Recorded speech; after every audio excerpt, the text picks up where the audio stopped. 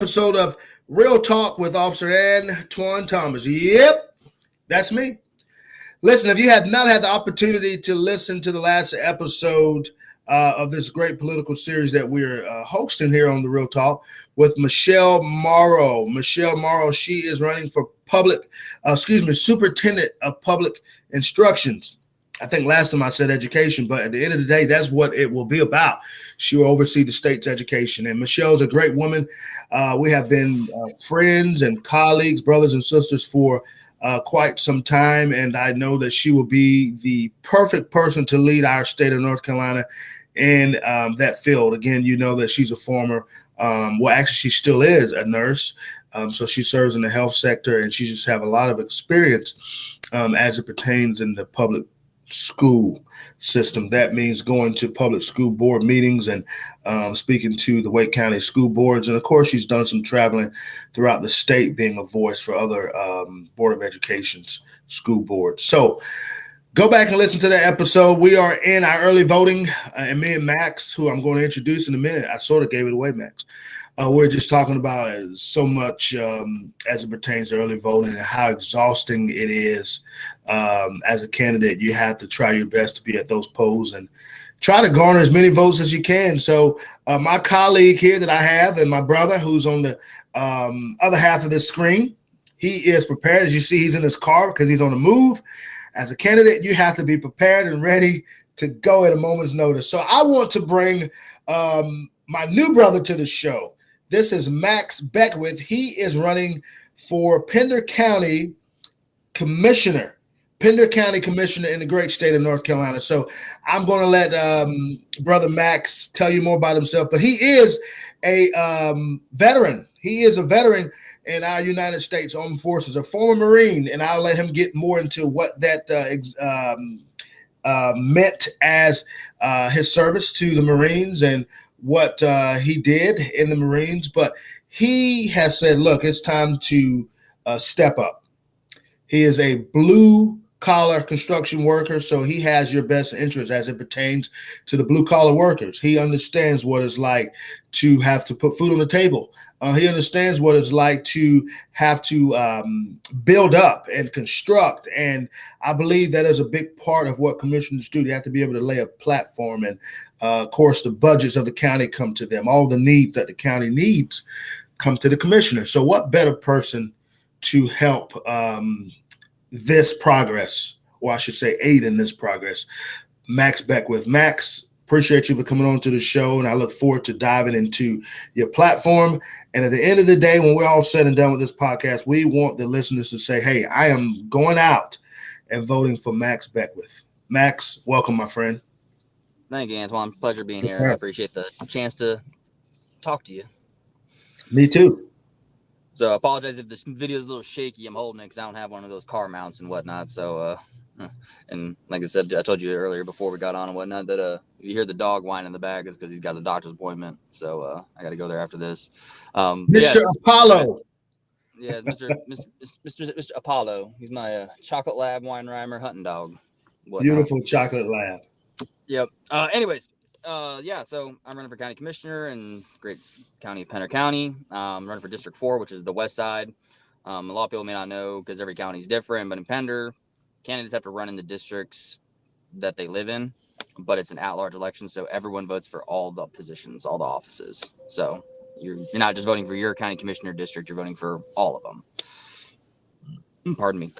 And I got to correct you on one thing, Antoine. I know for the Army, Navy, Air Force, and Coast Guard, it's former, but as a Marine, you're never a former Marine. You're just a Marine. Love it. So the Marine, not former, the Marine.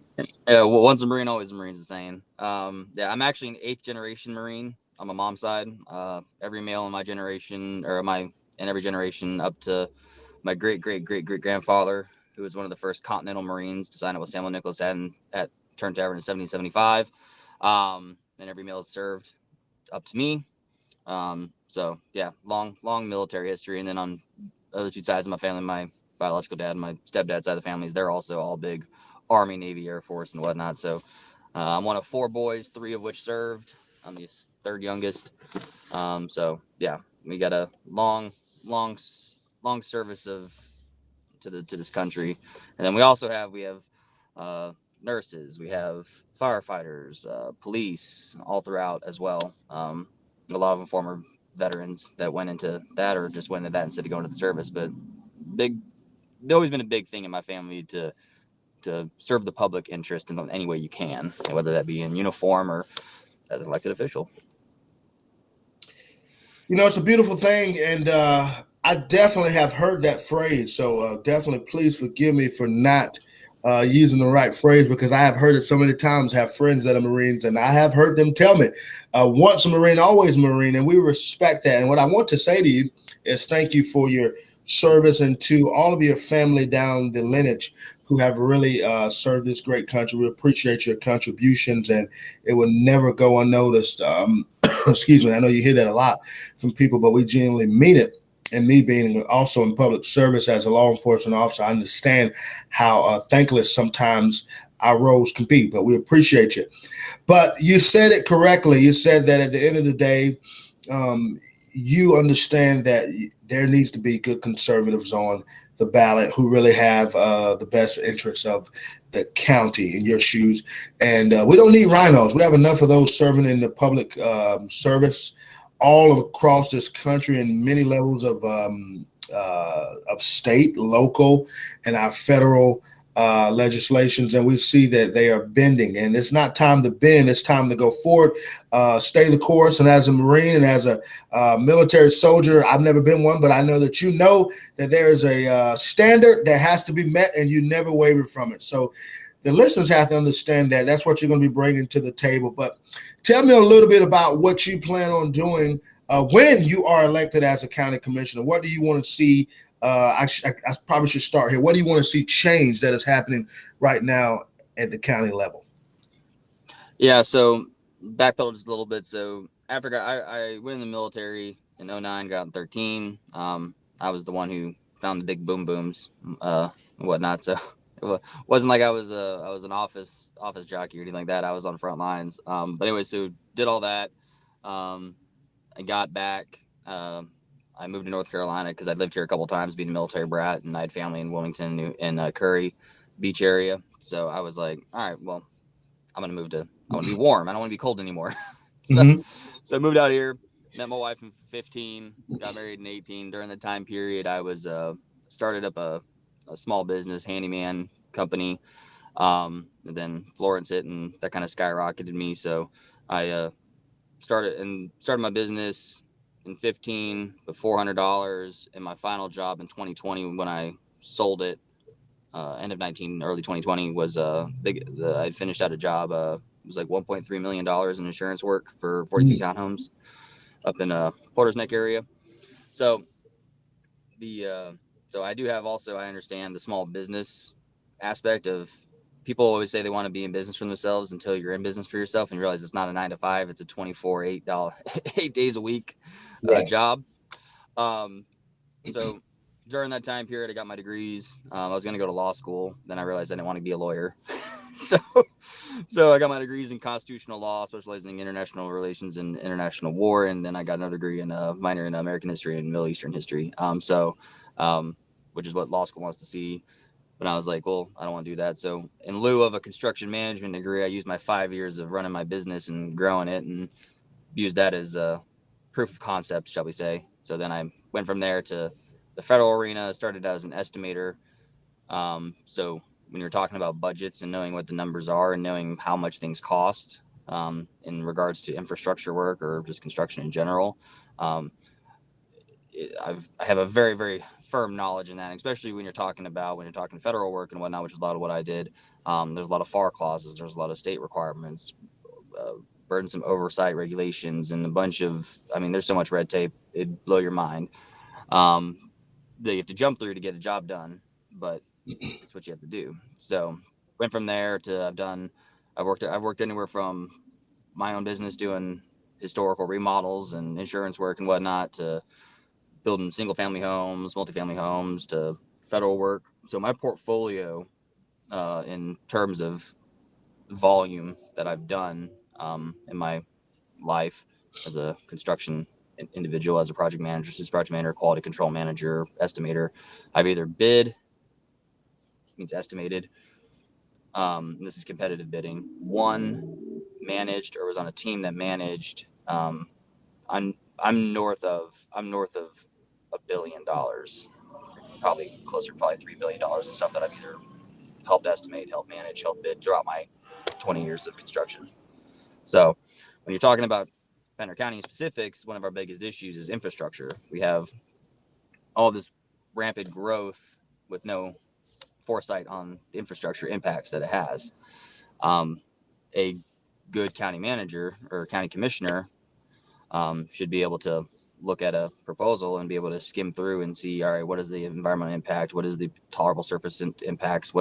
How's this going to affect? Where's our traffic study? All this other stuff and whatnot, which they do. But the problem is that there's not a single county commissioner currently elected or running, with the exception of me and one other gentleman who has any construction experience. And I by far have the most construction experience out of anybody running or in office currently. So when you're talking about how to manage, how to look at it, how to move forward with a plan of action in terms of how we're going to grow this county smartly, there's really only one choice in my race. The other thing is that I moved to Pender, and I moved to West Pender because I wanted to be rural. I wanted to be agriculture. I got 3.5 acres. I got a farm homestead. I got meat, rabbits, pigs, horse, chickens, you name it. I've probably got it. A lot of us over in the west side don't want to see what's happening on the east side coming our way. Now, granted, you can't hinder growth. Growth's going to happen. If you want to build jobs in an area, you got to have the population to accommodate it. But there are ways to do it to where we're not harming our commercial and private agricultural land, because agricultural is still one of the strongest GDP deciders of the state, not just our county. And Pender County is the 5th largest county in the state, with predominantly most of that being rural farmland. Mm-hmm. So I want to protect the lifestyle of West Pender and what we all want. And some of the ways we do that is can't really do anything in terms of halting any any growth that's been environmentally approved. I'm not even saying halt growth necessarily in the future, but put a pause. Let's take a step back and let's focus on the infrastructure that needs to be in place to make sure that these new developments that are going up, we can accommodate it. I mean, we got schools right now that are overburdensome. We need a new high school over on the east side, which is fine. I get that. But then we also got schools on the west side that are forgotten because all the population, all the money, everything gets over to the east side. So we got schools in the west side that have mold that hasn't been abated, that still need to get worked on. So, and that's one of the issues I have with the way things currently are, is that because the west side gets forgotten because we're not so densely populated, that our current commissioner, that represents our area, who I'm running against, seems to side with a lot of the stuff going on the east side. And like I said, I'm not taking anything away from the east side. East side needs to grow, but we need to do it smartly and everything like that. But we also need to build the infrastructure to the west side to accommodate smart growth, which we don't have currently. Yeah, those things are very important, and that's what it boils down to. A lot of people, Max, and that's why this show is so important. They don't really understand the day-to-day of a commissioner, county commissioner, quite frankly, of a city or town council, men or women. So this is very important that you break that down for us and for people to get a better understanding who live in Pender County and understand the growth that is taking place, because we know North Carolina is growing rapidly. Right here in my own county, Johnston, it is growing so not being able to understand as yourself a Pender, understand the growth, but then you also say we don't move too quickly and take away all this great farmland that we have, because then where do we go? And a lot of people like to be out amongst themselves without the hustle and bustle, and I definitely respect that. And that's what makes North Carolina so rich. You can get both. You can get the city life, you can get the country life, whatever you like. And so people have to understand that. And so you breaking that down to what a commissioner does definitely the financial side of your job is very important, and you have that experience dealing with, like you stated, large contracts in the construction world to be able to look at a budget or look at a proposal and say this is good or bad, or this is what needs to be cut down, or this is what we need to do to get it up when these companies are moving in, because they are coming. So that is very important. Go ahead. Yeah. So one of the things that would, and this may not be the most popular take depending on who you are and whatnot. Probably gonna people who work in the development area are probably gonna like this, but one of the things we got rid of a long time ago is impact fees, and we got rid of it from what I understand because we didn't want to hinder growth. Which, granted, get the issue is now we're overgrowing, we're overdeveloping, and because we don't have the ability to use impact fees to curtail some of the stuff or get the builders to do stuff that's in the benefit of the county, there's essentially no check on it once it gets approved. So one of my things is then obviously this is not something a county commissioner does. This is we'd have to legislate to the legislator to reinstill uh, these this law, these impact fees, which I know me and a couple other candidates, or if we get elected, that's one of the things we want to do is we want to petition the state to reintroduce impact fees so that we as commissioners can be more in control of how the developments are developed in a smart and cohesive manner. So basically, you'll have when you look at the impact fees, you'll be able to have a checks and balance and basically grant or deny, or this will just help you kind of keep an eye on what's coming in. Explain So that what to it us. does, what it does is we can dictate certain conditions for building in Mhm. this area. We can say, all right, you're putting in 1,000 homes. Let's say they're single family homes, accounting for, let's say, 1,000 new students in the school system. All right, well then you need to do X, Y, or Z, and which will help generate the revenue to pay for new facilities, extensions, additions to schools to accommodate these new students. There's We can have an impact fee. Like, listen, a lot of times they don't want to pay to run the county infrastructure. They just take care of their own developments and whatnot and everything. We can say, hey, no, or they do it and we buy it back from them. Like, no, our impact fee is you're gonna do this at your cost. Got it. Stuff like that. So in layman's terms, it'll be sort of and if this example is not good, let me know. More like a registration fee, right, to get things moving.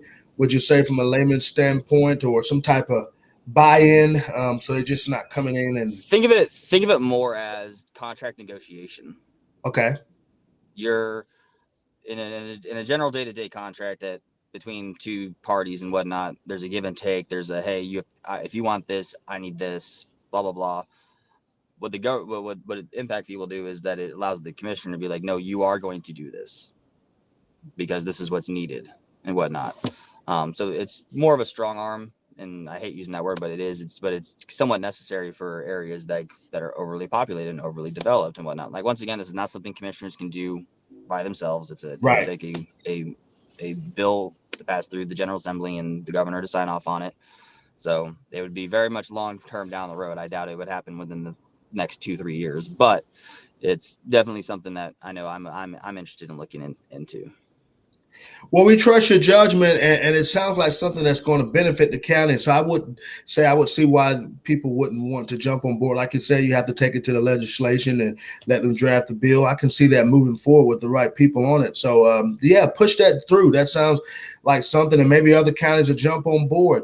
That is a great thing on your platform. And listeners, please be mindful, though. Those things do impact you, and it does benefit and can hurt you. So what Max is saying is something that is great. I believe that will help push the county forward. So that's one great thing you've heard. Max, I want to move into the meat and potatoes of your platform.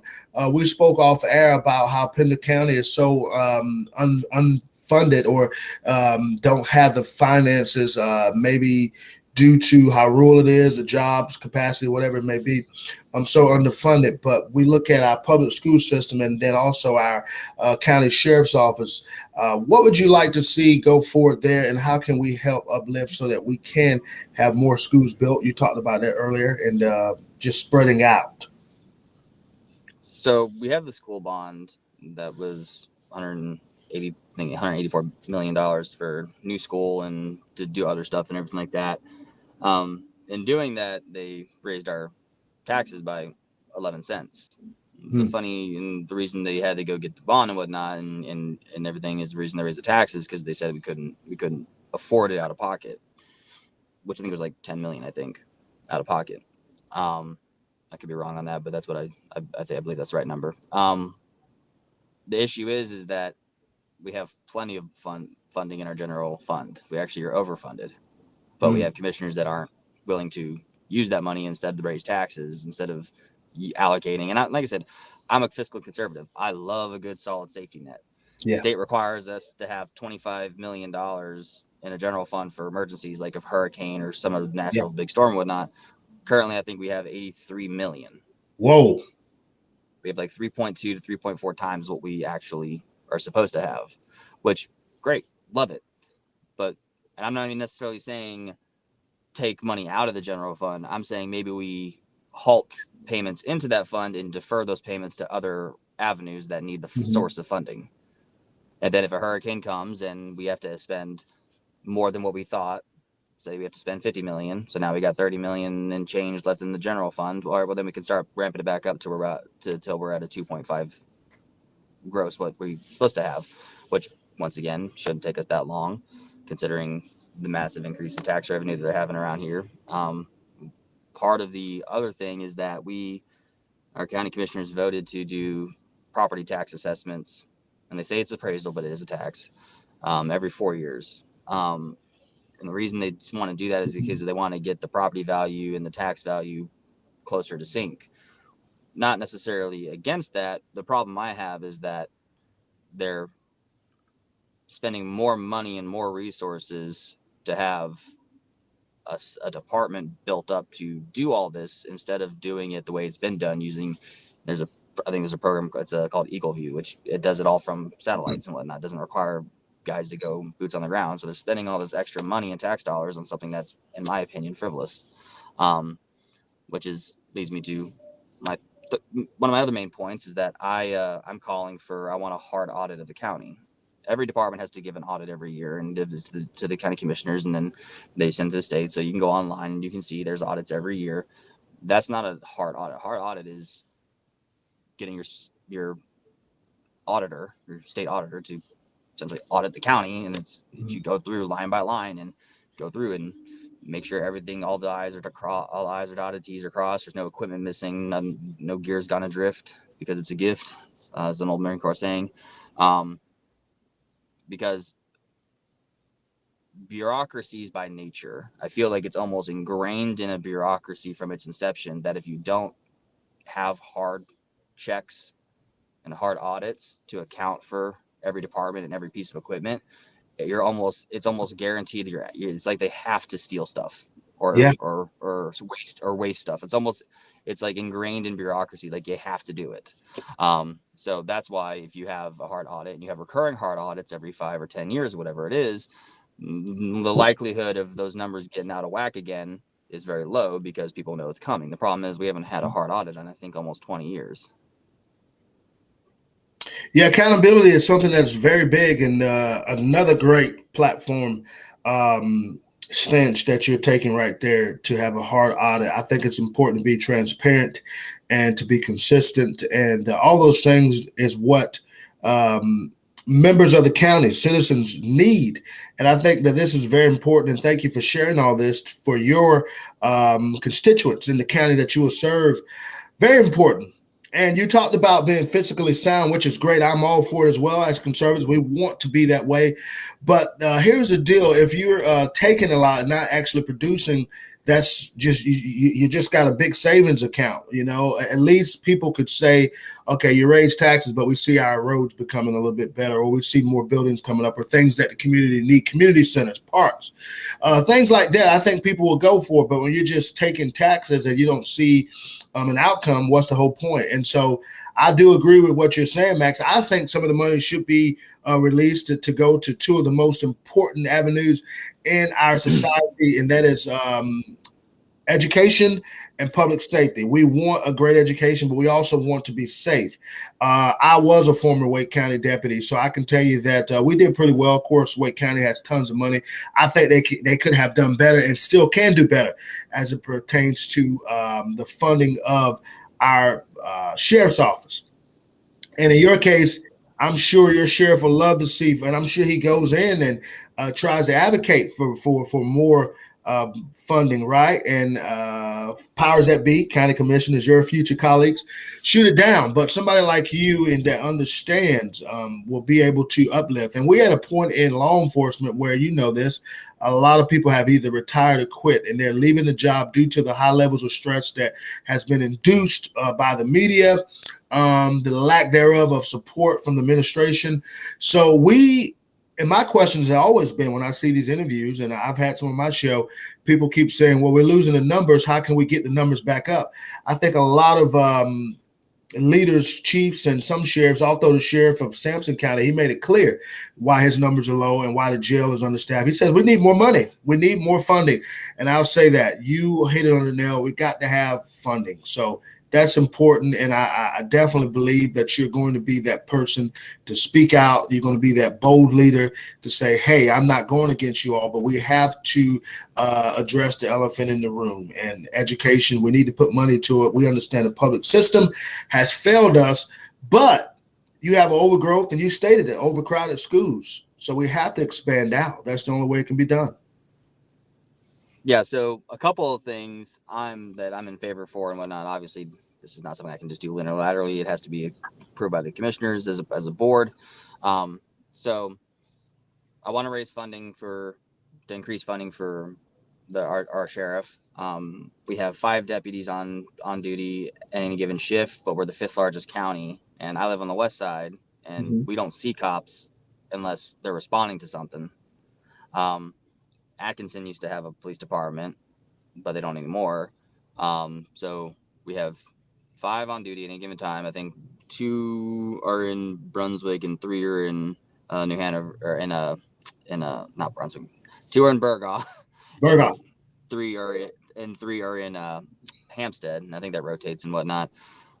But if someone's called out to West Pender, it's 40 minutes. It's between 20 and 40 minutes for you to get someone to respond. I mean, that's way too long. So what I want to do is I want to see maybe getting enough funding to break down the county into like 3 zones, east, west, and central, and maybe use some money to rehab the old or renovate the old Atkinson Police Department, make that a sheriff's substation, and have maybe 2 deputies stationed out there, or 333. Let's increase to 9 sheriff deputies on any given shift. So that's one avenue, I think, because it's been proven. You're a cop, police presence deters crime. If you don't have police presence, then people get stupid. So another thing is with the teachers. I think it was I remember the study. I think it was 2021, 2022, northeastern or southeastern North Carolina, which would include Pender and New Hanover and Brunswick. I think Johnson might even be included in that as well. The teacher recidivism rate was, I think, like almost 13%. So we've gotten to the point now where the recidivism has gone down. I think Pender was like 9, I think, during that period. And we've gone down to where we're kind of slightly plateauing a little bit, where our recidivism and our retention is kind of evening out. But really, to get the teachers that we need to increase pay. We need to increase the benefits. We need to get, right now we got teachers driving school buses because we don't have enough school bus drivers. We had kids being driven home in shifts. And one of the big issues I have is that instead of giving teachers more money, you had the school board, who one of my other opponents is currently on the school board, is that they want to invest money in these electric buses. I don't think I really need to say any much more than that. No. No. So it's a combination of a lot of things, but it really boils down to, we need that hard audit so that we can see where can we trim the fat within the government? Where can we eliminate some of the unnecessary bureaucracy? what departments are overfunded, which ones are underfunded, where can we do the allocation, and where can we make things do the most good for the county as a whole. And that's something that, I mean, just personally, I'm someone who's, I think, as a combat vet, you have it, and as a cop or any civil servant outside of an elected official, we have ingrained in us a certain moral compass and Yeah, ethics and ethos that we won't stray from. So, and it's having that mortal fortitude and that steel spine to actually stand up and maybe take some heat because you're voting for something that may not be popular with some of the higher ups and whatnot and everything, but know in your heart it's going to be best for the county and everything like that. And that's the kind of people we need. absolutely. Max, everything you said, if you were running in the county of Johnston, you have my vote. I'll say that. And I want to say to every listener out there that's going to be making a decision who have not yet voted, and some who said, I heard about this Max guy. I just want to read some more up on him. Well, guess what? We just did a live interview for you to hear it straight from the mouth of Max. And Max, you have said a lot of great things, and I believe your contribution will help change that county, well, along with some colleagues that you've stated who's also running with you that want to make a difference. We're about in the public sector of making a difference. It's not about what we're going to do and making a name for ourselves. It's about leaving it better than we found it. That's what I always say. And I believe you're the man for the job with your experience, your life experience, what you're currently doing, and the heart that you have to do it in. I wish you great success on your campaign. I look forward to seeing your name come across the screen and maybe getting a text from you saying, hey, man, I did it. And I hope that my podcast show can just help lift a couple more votes to get you over that finish line that you would need to be successful. As we end, I want to give you the opportunity, Max, to tell the listeners where they can find you at. How can they help you in donations, maybe even working the polls in these last few days of early voting, and of course that main day being March 5th. And then also maybe getting some yard signs to help passing out your merch, as we call it, or just your handouts and your campaign items. Where could that all be done? And then I want to give you last words to close out, and then I'll come back and finish it. Yeah, thank you. So you can reach me. My website is maxforcommissioner.com. Real simple. I actually, if you just Google my name, so my full name is Max Southworth Beckwith. I got a long name. I just use Beckwith, but it will be that way on the ballot. So if you see it, it is me. It's not an error. So, but you can go to it's maxforcommissioner.com. I'm on Facebook, just Max for Pender County Commissioner. You can find me anywhere. I'm not really asking for donations. I'm a grassroots guy. I don't really need donations right now. We're pretty much, I think, good to go. Right now, what I'm asking for is people to sign up to volunteer at the polls, because we really, really need, because that's where we win at, is the polls, is getting the information out, because a lot of people, despite our era that we're in and everything like that, with technology, a lot of people still just show up to the polls not really being too informed. So having people there actually able to hand out, educate, it really is a big, big help. So that's what I'm asking for, is people to go to my website, reach out to me, let me know if you can, even if it's just a couple hours someday or whatnot, just let me know. And that'd be the biggest thing that I can ask someone to do. In closing, I tell people, if you're happy the way the county's being ran, you're happy how the school board's being ran, then don't vote for me. Both my opponents one's the incumbent, who's been there since 2016, and the other one is running on he's currently on his second school board term, but he's running for commissioner. So if he leaves, he's vacating his seat and allowing the GOP to appoint someone to fill his position, which I have a big issue with people leaving their seats for higher office. If you run for an office, you should do the entire term. Don't run and have a safety net. That's my personal opinion. People may agree with it or not agree with it. That's what it is. I I will agree. not be running. I will not be running for a higher office having a safety net of a commissioner under me. I can promise you that. So if you don't like the way things are going and you want to see change, you want to see a young, conservative, educated redneck, then Love it. I'm that I'm your guy. I do have the experience that when it comes to infrastructure, I'm the only one with the amount of years that I have and with a massive amount of budgets and everything that I've dealt with, which you need. And the ability just to stand up to establishment rhinos and be like, no, we're not doing that, or I'm not going to vote for that. To me, there's a difference between a career politician or an establishment politician and someone who's a representative of the people. And I will be a representative of the people, not of any special interest or establishment. I believe all that's genuine. You said it here. I want to tell you, man, this is your name going forward. The no nonsense Max Beckwith. That's what I have coined you to be. And that's what we need, man. We need no nonsense folks in legislation in our local elections. There you go. I should say that, or our local government. That's the real word I'm looking for. To be no nonsense, and of course, we need that at the highest level, at our federal level, because we know a lot of people are, like I stated earlier, are bending. They're not moving forward. They're not holding the line. But we need no nonsense, and we got to throw you in there as this politician. I know people say I'm not a politician, but once you get into the political world, it's just by nature you are a politician. You may not be a rhino, or you may not be a shaky politician, or as some of the people on the Daily Wire like to say, a squishy politician. I love that.